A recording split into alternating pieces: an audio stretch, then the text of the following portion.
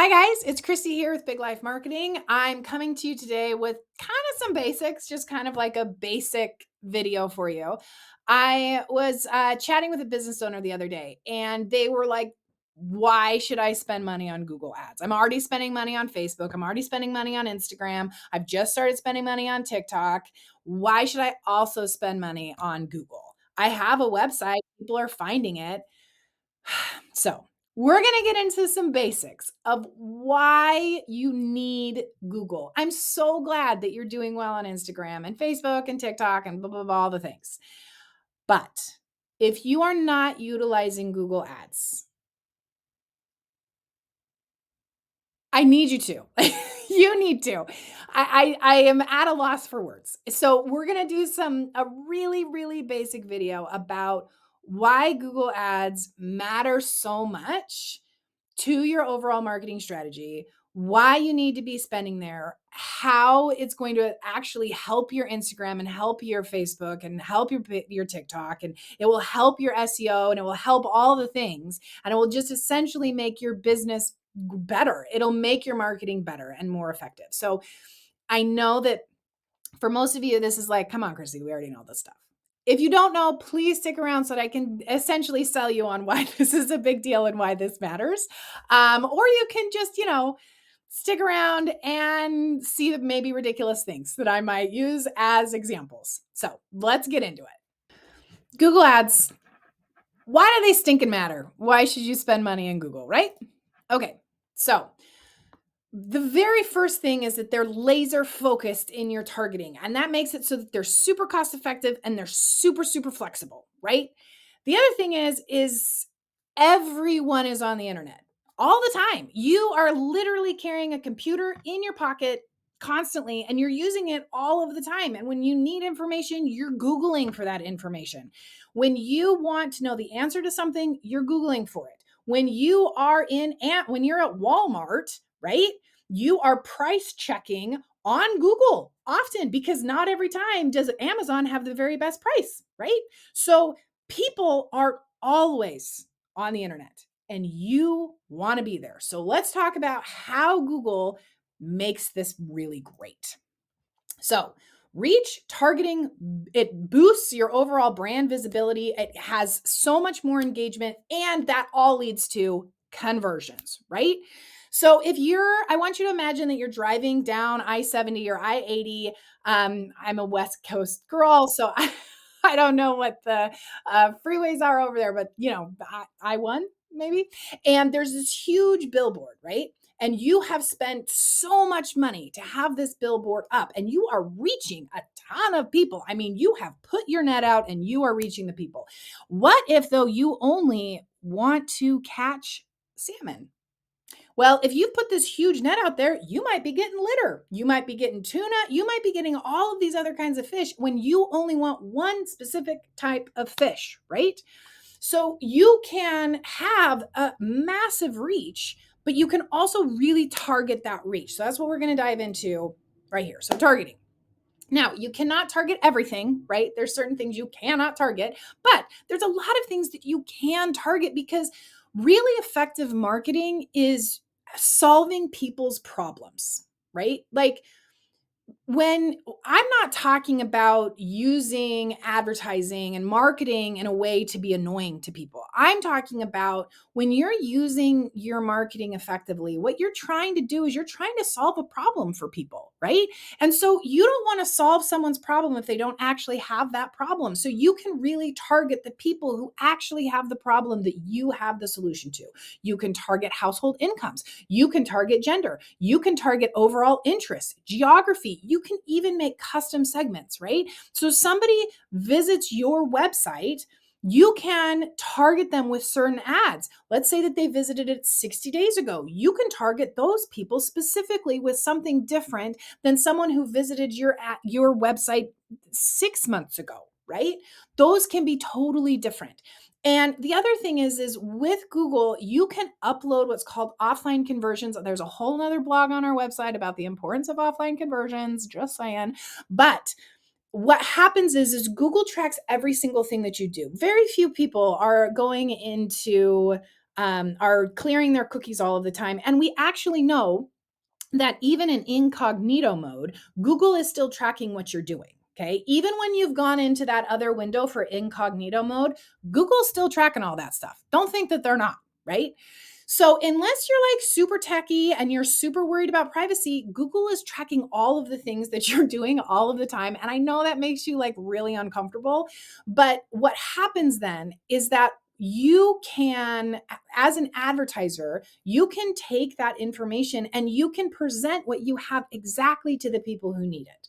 So instead of having this huge billboard across the entire galaxy of the world that hits everybody and you're getting the litter at the same time, you can instead get exactly the fish that you want, that has exactly what it is that they want. So if you have a product that is specific for dogs with epilepsy who are big dogs, right? Like, I don't know if you know, but a dog that is like, for example, one of my dogs, he has epilepsy, and it is because he is a poodle Bernese mix, right? And that mix, that designer breed mix, is more likely to have seizures. So if I had a product that was specific to dogs that had been bred with a poodle, all those doodles, right? That was specific for those kind of dogs who have epilepsy, Google allows me to target those people and I can create all of those custom segments, right? So this leads to the next thing of why this is really cost effective, right? You are spending your money only on the people who are gonna purchase, right? Only those people. And yes, we have spam. We're constantly trying to get rid of the spam, right? And there's lots of different ways that we know of that can help get rid of spam. I've got all of the tricks, but this is a super cost-effective way to target people and to make sure that your ad dollars are actually working for you. The other thing is because Google tracks everything and gives you analytics for as many things as you can think of, you are able to better understand what's working and what's not working. So all of this kind of like blends together, right? So for example, we have a client who we first got this client and things just hadn't really been working for them. And we went with kind of what everybody had said initially, right? And we had these really short videos. They were under 30 seconds and they were really fast and they were optimized towards vertical. And then we had this other video that was 2 minutes long, right? It was a longer video. And because of the analytics, we were able to really, really quickly see that that longer video actually worked way better, right? And that longer video, people were watching it longer and they were converting better. And the cost was actually cheaper on that longer video. Those clicks were cheaper, those conversions were cheaper. And then when we were able to cross check those leads in our CRM, we were able to see that those leads were way more qualified than the other leads. And so now the videos in that account itself are like over 10 minutes long. And the click-through rate is over 2% on multiple of those videos. And our leads they are so much more qualified. The only reason we were able to determine that is because of all of the analytics that we get. Now, I know that Facebook and Instagram, they'll give you a lot of analytics. The problem is that also limits what you can actually do, right?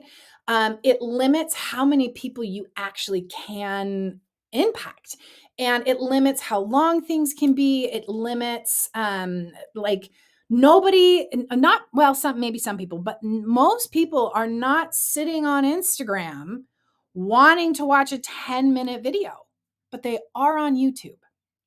So if you want to like spend all the cash, go for it, have a really great time. But the rest of us, the rest of us humans in the universe, we would like very much for when we spend $1 to get a lot more back in return. And so Google allows you to do that, right? And that brings us to our next thing about flexibility and scalability. So when you are able to be cost effective, when you're able to put $1 in and get 3 or 4 or $5 back, you can really scale. So when we talk about spend, we're not talking about like wasting a bunch of money. When we're talking about spend, we're talking about Do you want $3 for every one you spend? $4, right? So when you see, like for example, we often talk about, well, we were able to scale their spend to blah blah blah blah blah, right? We scaled it really high. We can only scale that up if we're getting a lot back in return, right? So you can go from maybe having a billboard that only hits a certain fraction to now you're hitting huge amounts of people. There are a ton of people who have doodle dogs, and a lot of those dogs probably have the same health things, right? Or, as an example, right? The other thing is that it allows for a lot of flexibility. You can change your copy, you can change your assets, you can change everything super, super fast. And because of that, and see all of the tracking, you can be really agile in your marketing. If you've created a mail campaign, right, like a physical mailer campaign, that's not very flexible. Like you created it, you printed it, now you got to use it. You have a billboard out on the side of the road, you can't really change that very fast. But you have something on Google, you can change it, right? And you can take all of the learning that Google already has and you can implement it to the new things that you're putting into your account. Instead of starting stuff over, if you just change the copy, then you can take all of that data that Google has already used and you can utilize it to make what you already have better, right? And another thing about this is that Google has been using AI forever. When we talk about the algorithm, when we talk about data, Google has been using AI for targeting and scaling and flexibility. All of this, it's learning that Google does. That's AI. That's exactly what that is. So if you're anxious to use AI, why are you not using Google that already uses AI in order to allow you to scale and actually hit the people that you want to hit and be flexible at the exact same time? You can spend so much while also being agile and flexible and switch things really quickly. So the final thing is brand awareness, right? Now, if you are a drop shipper, you don't care about brand awareness, right? And you're just like, on Amazon drop shipping. But if you want your business to have a brand presence, if you want to grow your brand, then you need to be on Google. Like, yes, I might see a shirt or an outfit that I like on Instagram, right? For sure. I have done that before. But if I want to buy that product again, I am going to find them on Google. And even when I find something like a product on Instagram or on Facebook or on TikTok that I'm thinking about, if it costs more than $10, I'm going on Google to find reviews, right? I'm looking up reviews because people can say anything, right? And you can pay a whole bunch of bots to go in and boost up stuff. Happens. I'm not saying you do it. I just know that it happens. Okay.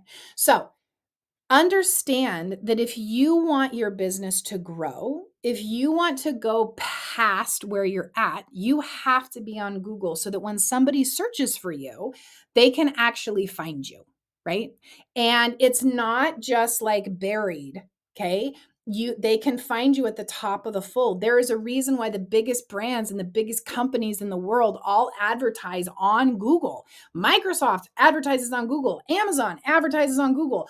Every brand in the world spends a ton of money on Google, including Google itself. So, if you want your company and your business to grow, to have brand awareness, to have that large net, to really hit the people that you want to hit, right? At the time that they want to actually purchase, you need to be on Google. That's where you need to be. So, one of the things that we have really found is, so we like to be in all the data, right? We want to be in your CRM, we like to see what's happening on all the socials because we know that Google is this ecosphere where everything really works together.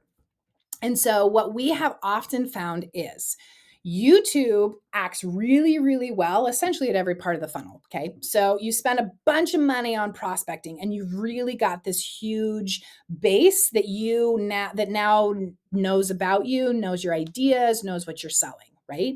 And then they're thinking about it and they get remarketed to on the socials. Oftentimes they get remarketed to on socials and then they come back and they're remarketed to again on YouTube. And so they keep getting hit boom, boom, boom, boom, boom. And then finally they're ready to convert. They're at the bottom of the funnel, right? And they search. and then they convert on brand, right? This is what we see over and over and over again, where you spend a lot on YouTube and on these other platforms, right?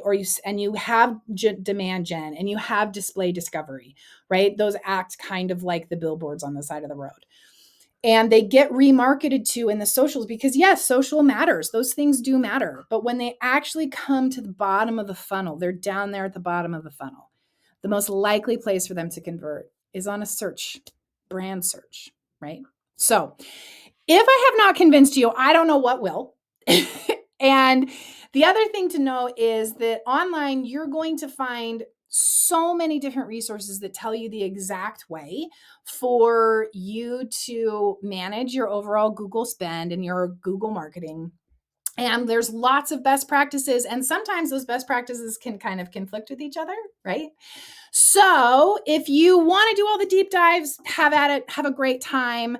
If instead you would like some experts to come in and to tinker around and get into all of your data and really understand where your customers are coming in, how best to utilize every single one of these resources and where it fits in the funnel, we would love to chat with you. We have blogs up that give you lots of different ideas about Google ads and overall digital marketing best practices. But if you need anything, we'd love to chat. In the meantime, happy marketing.